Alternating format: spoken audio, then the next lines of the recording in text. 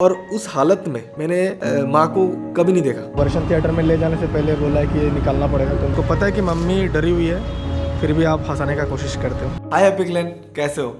तो part 2 continue कर। जिस दिन घर गया ना, उस दिन हमारे वहाँ पे एक फेमस फेस्टिवल हुआ करते थे, उसका लास्ट दिन चल रहा था। वो फेस्टिवल होता है खर्ची पूजा। अब खर्ची पूजा क्या है क्या नहीं है उसके बारे में किसी और दिन बात करेंगे। अगर आपको ज़्यादा इंटरेस्ट है तो आप गूगल सर्च कर सकते। गूगल बाबा सब कुछ बता देता है। आई नो ऑपरेशन के अगले दिन आपको अच्छा नींद आना चाहिए, बॉडी को रिलैक्स रखना चाहिए, लेकिन मैं बहुत दिन के बाद घर जा रहा था तो मम्मी के साथ टाइम स्पेंड करना भी बहुत इंपॉर्टेंट है। तो मैं और मम्मी और बाकी जो रिलेटिव्स हैं वो मिलकर डिसाइड किया कि मेला घूम के आते हैं। और ज़्यादा दूर नहीं था, घर के नज़दीक ही था, लेकिन ऑटो से जाएंगे। लेकिन मेला का जो एरिया बहुत बड़ा है उसमें मम्मी पैदल चलेगी तो अच्छा नींद आएगा। सो फार सो गुड, मस्त नींद आएगा तो बॉडी रिलैक्स रहेगा, उसमें कोई डाउट नहीं था मेरा। जिसमें मेरा डाउट था वो है मेला बैठेगा तो उधर दुकान बैठेगा और दुकान में सामान आएगा और मम्मी सामान खरीदेगी और मम्मी उसमें बार्गेनिंग करेगी। और भाई साहब, मम्मियों का बार्गेनिंग का गेम आपको पता है, मुझे पता है, तो इस बारे में इस ब्लॉग में बात नहीं करते, कभी और बात कर लेंगे। तो हम लोग अच्छे से मेला वेला घूम के घर आ गया। तो अगले दिन का जो शेड्यूल है, सुबह मम्मी को एम्प्टी स्टमक एक सोनोग्राफी कराना है और उसका अपॉइंटमेंट सेट है 8:30 बजे।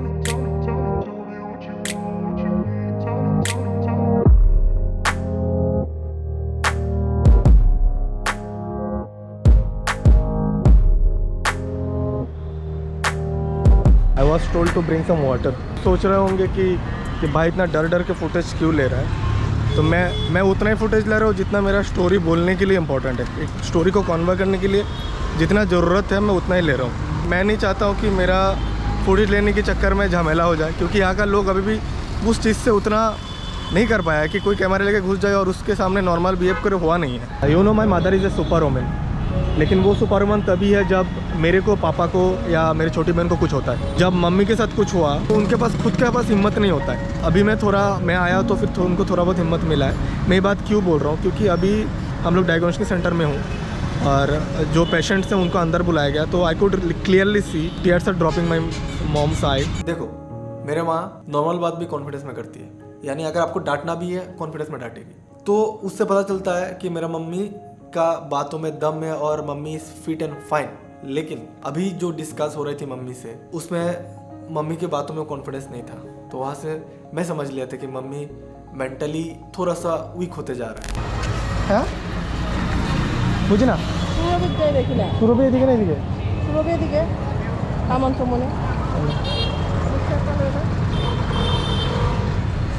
The admission time is within 1 PM. The surgery time around 3:40 approx. So that we know the surgery time.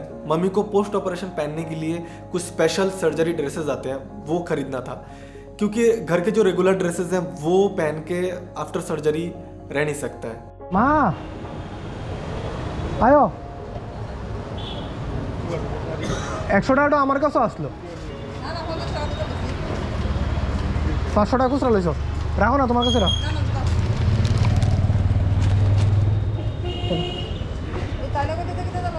Operation করবেন তো ইয়া করে লাগে, নাইট নিয়ে ডেস্টেড নিয়ে দুইয়া লাগে। কোন ড্রেসটি নিয়ে তো লেতাম এখন 2000 থেকে কেমন হইব, টাইম আছে মানে এ সময় অপারেশনের পরে আনতে আর কি।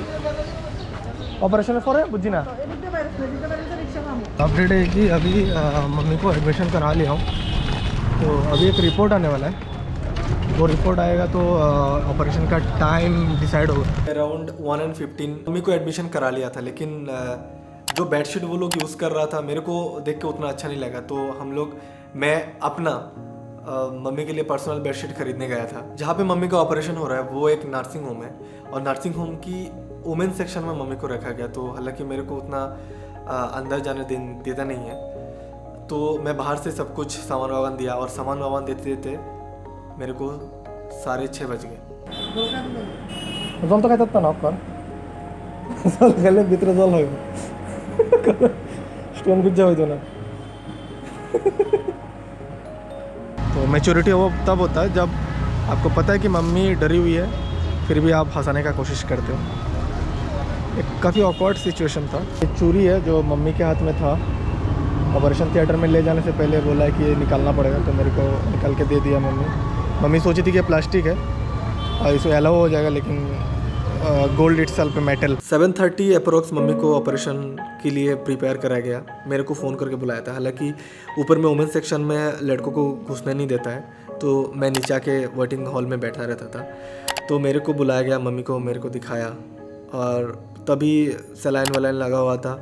मेरे को उस टाइम पे मेरे को विजुअलाइज मैं खुद याद नहीं करना चाहता हूँ, क्योंकि वो उस दिन 7:30 से लेके पूरा रात और अगले दिन सुबह तक, जब तक माँ को मैं नहीं देखा कि मम्मी को पूरा सेंस आया है, एनेस्थेसिया कट गया है, वो जो पूरा टाइम था वो टाइम मेरे लाइफ का सबसे गंदा और सबसे हार्डेस्ट टाइम था. मम्मी को ऑपरेशन लेके गया अराउंड 7:30, जैसे मैंने बोला हूँ कि 8:40, 8:15 और 8:30 तक ऑपरेशन चला.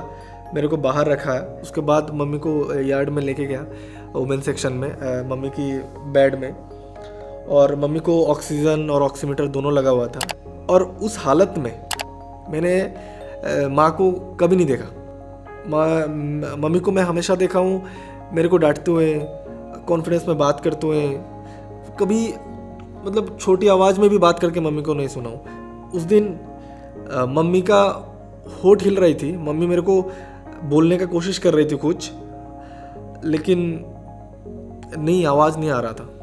और भाई मैं बता दूं, मैच्योरिटी वो नहीं होता है कि लौंडा रोता नहीं है, वो नहीं होता है. मैच्योरिटी तब आता है कि लौंडे को पता है कि रोना कहाँ है. उस दिन मेरे आंखों से आंसू टपक रहा था, तो मम्मी देख रही थी. तो मम्मी का ऑक्सीमीटर में जो उनका जो पल्स है वो 94 अप्रोक्स रह रहा था. लेकिन जब मेरे से बात करने की कोशिश कर रही, मेरे को इशारा देकर बुलाने की कोशिश कर रही थी, तो वो ऑफ हो जा रहा था. तो डॉक्टर ने मेरे को से बोला कि आप दूर रहो, आपको देख के मैं आपका मम्मी का पल्स रेट हाई हो जाता है. तो मेरे को बाहर कर देता था. हालांकि वो वुमेन सेक्शन है, लड़कों को जाना नहीं देता, लेकिन मैं फिर भी बेशरम की तरह मैं उस यार्ड में जाके वुमेन सेक्शन में जाके खड़ा रहता था, दरवाजे में खड़ा रहता था. तो उन लोगों को दया आ गया, तो मेरे को धीरे धीरे उन लोग अंदर आने देते थे और मम्मी को देखता था. और उस नर्सिंग होम का ये पॉलिसी था कि 9 बजे के बाद वो लोग विजिटर्स को अंदर अलाउ नहीं करते. सामने एक दुकान है, दुकान के बाजू में एक चेयर लगा रहा था स्टील का. 9 बजे उनका गेट बंद हो गया. मैं 10 बजे तक उधर ही बैठा रहा मम्मी को. और मम्मी का जो सीट था ना, वो फर्स्ट फ्लोर में, रोड की बाजू में ही था वो नर्सिंग होम. तो मम्मी का जो सीट है वो फर्स्ट फ्लोर में कॉर्नर में था. तो रोड से मम्मी का जो सामान रखा हुआ है, पानी बोतल रखा हुआ है, वो दिख रहा था, लेकिन मम्मी को नहीं दिखा जा रहा था. और वो टाइम मेरा लाइफ का सबसे हार्ड टाइम था. This is next day. The time is 6:30. Second day में हर कोई, जो भी रिलेटिव्स हैं, जो हमारे केयर करते हैं, हमारे कदर करते हैं, इनका फ़ोन आया. मम्मी से सबका बात कर रहा हूँ. बहुत कोई आए थे मम्मी को देखने नर्सिंग होम में. उनसे मुलाकात किया हूँ. दवाई लाना, खाना लाना, नारियल पानी, सब कुछ लाने में इतना व्यस्त था कि मैंने कोई फुटेज लिया नहीं. और हालांकि मैं बहुत खुश था कि मम्मी, जितना भी टाइम बीत रहा था ऑपरेशन की, बराबर मम्मी थोड़ा फिट होते जा रही थी, थोड़ा थोड़ा रिकवर करते जा रही थी खुद को. मेंटल स्ट्रेस आते जा रहा था मम्मी का. तो उस चीज़ में मैं इतना उलझ गया कि मैं कोई फुटेज नहीं ले पाया. और उस दिन अच्छा कटा, थोड़ा सा अच्छे दिन आया, तो उस जगह पे मेरे को अच्छा लगने लगा. मम्मी से ज़्यादा टाइम, मम्मी के बाजू में ज़्यादा टाइम बैठने लगा, मम्मी से बात करने लगा, धीरे धीरे उनको कहानी बोलते लगा, हंसाने लगा हूँ. तो उस दौरान ये सब करते करते मेरा टाइम चला गया. और जाने से पहले मैं डॉक्टर से बात करके गया था, और डॉक्टर ने बोला था कि अभी she is doing absolutely fine. मतलब एक्सपेक्टेड है उनका बॉडी का रिकवरी, और अगले दिन हम लोगों को रिलीज मिल जाएंगे.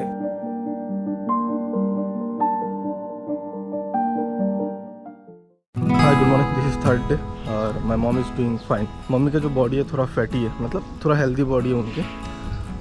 तो फिर वो सब घाव सूखने में थोड़ा टाइम लगेंगे, और मोबिलिटी आने में अभी थोड़ा टाइम लगेगा. तो वही दिक्कत है, घूमने फिरने में दिक्कत है. ऐसे बाकी she is mentally and physically fine. घाव के कारण थोड़ा मोबिलिटी कम हो गया. और today is third day. Hospital से रिलीफ मिल जाएंगे तो घर लेके जाऊँगा.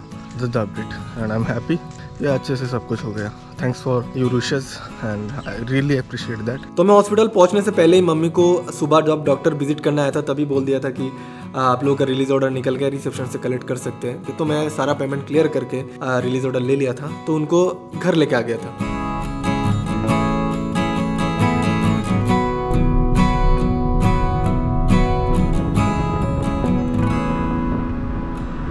इस ब्लॉग में मैं ज़्यादा क्रिएटिविटी पे फोकस नहीं किया हूँ. जो रियल स्टोरी है उसी पे फोकस किया हूँ. I hope you liked it. Thank you, thanks for watching. अगली ब्लॉग में मिलते हैं, बाय।